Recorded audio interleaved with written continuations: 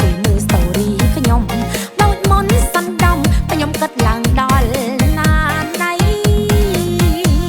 គេឆាតមកបាច់ខ្ញុំនេះឡើងភ័យញាក់ញ័រ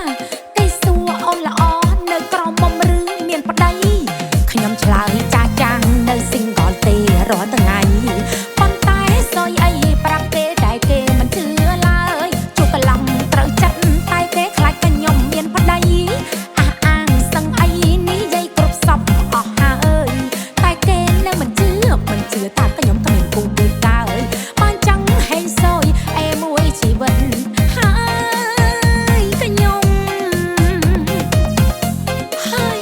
ហត់ម៉ែឲ្យទៅជួបអ្នកត្រូវចិត្តគេថាខ្ញុំមានប្តីរហូតមិន single ទេហើយបានចឹងមិនអែទេឲ្យខ្ញុំមក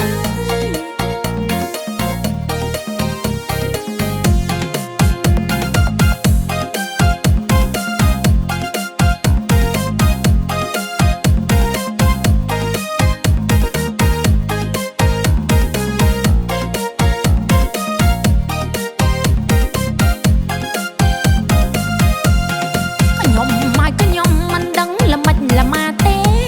គេឆាតមកញ៉ែច្រើនដែរតែអត់និស័យ